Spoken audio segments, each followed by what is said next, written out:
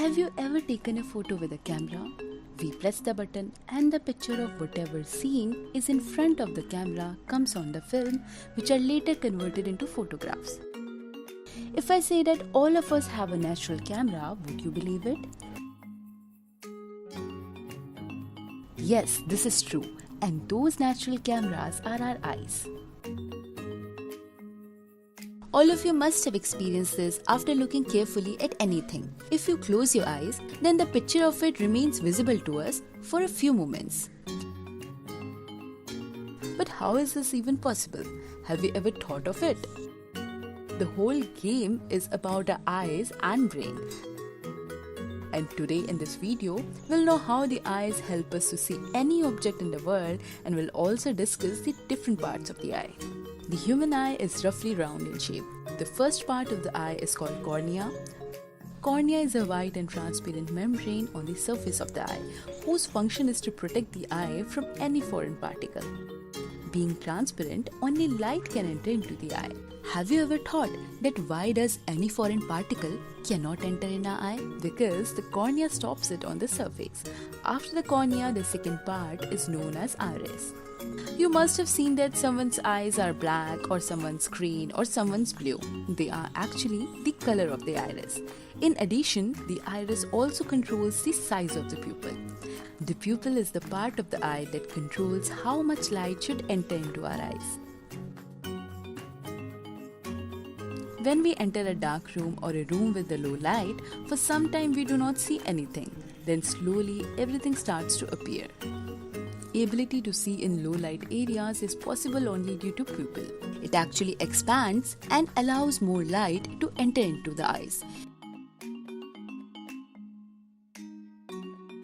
The light passes through the lens after it enters through the pupil and creates an image on a surface located at the back side of the eye. Our eyes have convex lens, which is thicker at the middle and thinner at the edges. These lenses are attached to the eyes by the ciliary muscles. These muscles control the size of the lens, due to which we are able to see the distant and nearby objects clearly. This surface of the eye is called retina. The retina works like a film in the eyes on which images of the objects are formed. Retina has two special types of cells, cones and rods, which becomes alive when the light falls on it. Cones get activated by the light, due to which we are able to see different colors, and rods get active in low light, due to which we see all objects in black or white. Being a convex lens, always a real and inverted image is formed on the retina. Then how do we see erect images of the objects? From here the work of the brain begins, which is connected to the eye through the optic nerve. The brain converts the signal from the optic nerves and we see erect images. Apart from these organs, there are two types of humor filling in our eyes. First one is aqueous humor, which is a fluid filling whose function is to give nutrition such as glucose and amino acids to cornea and lens. The second tissue filling is the vitreous humor, which helps in maintaining the round shape of the eyes. So in today's video, we get to know about the different parts of the eyes and their functions. The eyes are as sensitive in the outside as well as in the inside. And there are people in the world who do not have eyes and cannot see anything in the world. So we should consider ourselves very lucky and be thankful that we are able to see this world with our own eyes. Spectacles or eyeglasses. You must have seen some people in your life wearing glasses. Some of your own friends too will be there who wear glasses. Why do these people wear glasses? We must have heard oftenly that their eyes have become weak, the vision is not clear, so they wear glasses. But what is the exact reason behind the eyes to be weak or the vision to get blurry? In our previous video, we learned about the various organs of the eyes. But weakening of which organ reduces the vision of our eyes? Stay tuned till the end of the video to find answers to some of the similar questions. But before knowing the defects of vision, it is important to understand a concept first, known as power of accommodation. What does the power of accommodation mean?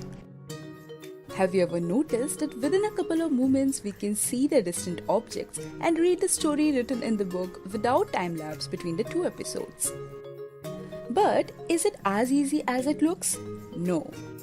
As we have already known that the lens in our eye changes its size or focal length with the help of ciliary muscles, due to which we are able to see these different objects in a time of a second. In order to see a nearby object, the ciliary muscles contract, then the lens becomes thicker and the focal length reduces, and we are able to see the nearby objects comfortably. In the second case, the ciliary muscles get relaxed, which makes the lens thinner and the focal length increases, which helps us to see the distant objects clearly. You must have noticed that you can't read while keeping a book very close to your eyes. Why is it so? Because our lenses can increase or decrease their focal length to an extent. For a normal eye, this distance is 25 cm, which is called near point. To read a book properly, we need to put it at least 25 cm away. Similarly, the far point is at infinity. One reason for the eyes to become weak is that the power of accommodation gets reduced. There are broadly 4 types of defects of vision. The first one is myopia, which is also known as nearsightedness. The person having myopia is able to see the nearby objects but finds it difficult to see the distant objects clearly. In this, the image of the object forms not on the retina but in the front of it. Now you may be wondering why the image is formed at the front of the retina instead of on the retina.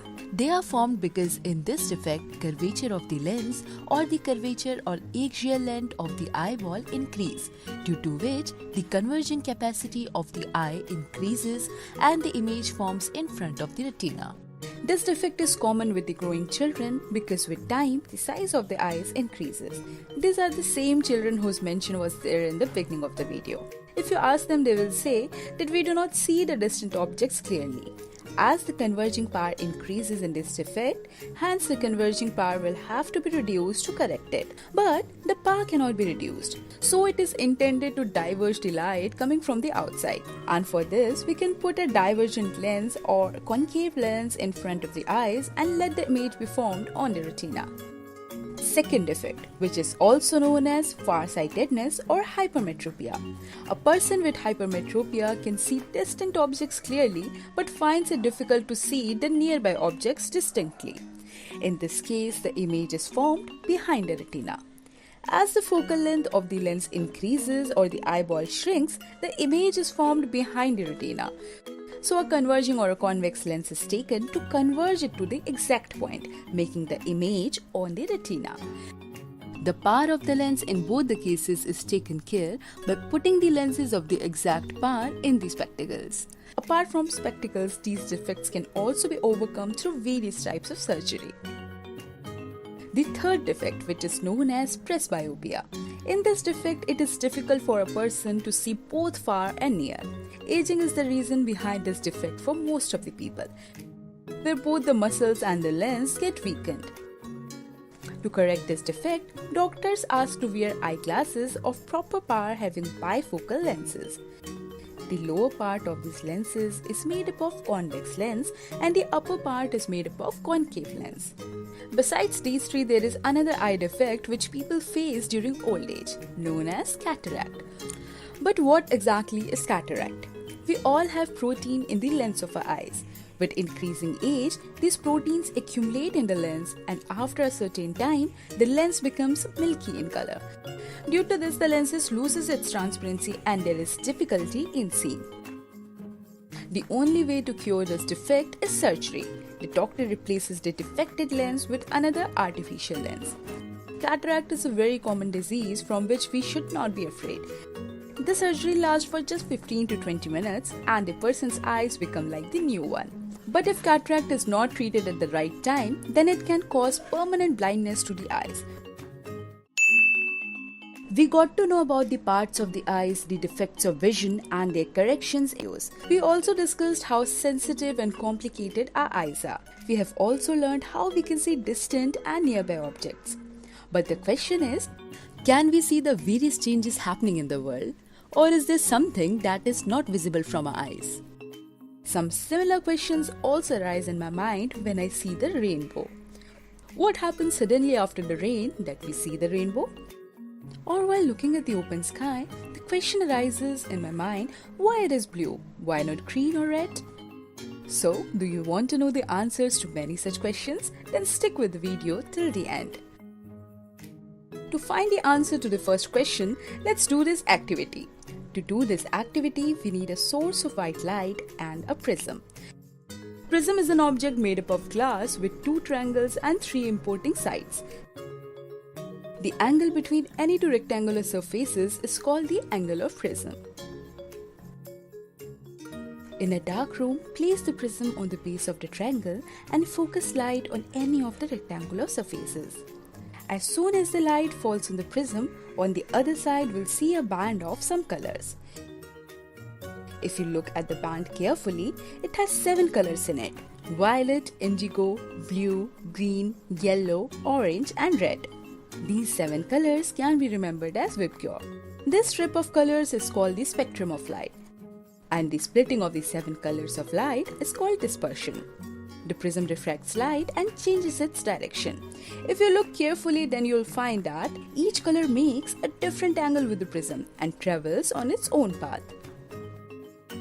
Isaac Newton was the first person to obtain the spectrum of sunlight. He then uses the second inverted prism to obtain the single beam of white light. Newton said that the white light is made up of 7 colors. So, is the reason for the formation of rainbow is also the dispersion of white light coming from the sun? Yes, but we do not see any prism. Then how does the process takes place? After the rain, small drops of water are present in the atmosphere. Through these drops, the light gets refracted, get dispersed into 7 colors and then reflects internally and falls on our eyes, which is why we see the rainbow. It is to be kept in mind that the rainbow always forms in the opposite direction of the sun. So does the sun only produce white light, or is there anything else that we cannot see? Yes, electromagnetic waves produced by the sun ranging from radio rays to gamma rays. Every beam has its own wavelength. Some of them get stopped in the atmosphere and some reach to the earth. We can only see the spectrum of white light by our naked eyes. We'll read about these waves in detail in higher classes. These rays fall on various objects in the world. Every object has its own capacity of absorbing light. So, why do we see apples in red color? Because the apple absorbs all the colors except the red one, which gets reflected, and we see the apple as red in color. So, what is there in the sky that it seems blue? Does the sky as well absorb all the colors like an apple and reflect the sky blue color back? The answer is no. When these 7 colors enter our atmosphere, then they pass through the molecules of air and diminished particles present in the atmosphere, which are too small as the wavelength of the light. These particles scatter the blue light and make the sky appear blue in color. Now you must be thinking, if it depends on the wavelength, then why does the sky doesn't look violet, as it has the shortest wavelength? So now if sky appears blue due to the particles of the atmosphere, then why do we see the sky as red in the morning and evening? If you look at the time of morning and evening, then it can be seen that the sun is near the horizon and the light coming from the sun travels in the atmosphere for a longer time, while in the afternoon this distance decreases. Due to being in atmosphere for a longer time, blue and violet rays already get scattered and the red color reaches our eyes. These different colors are applications of Tyndall effect only. The scattering of light by colloidal particles in any medium gives rise to Tyndall effect. Sunlight coming from the open corner in a dark room is an example of Tyndall effect.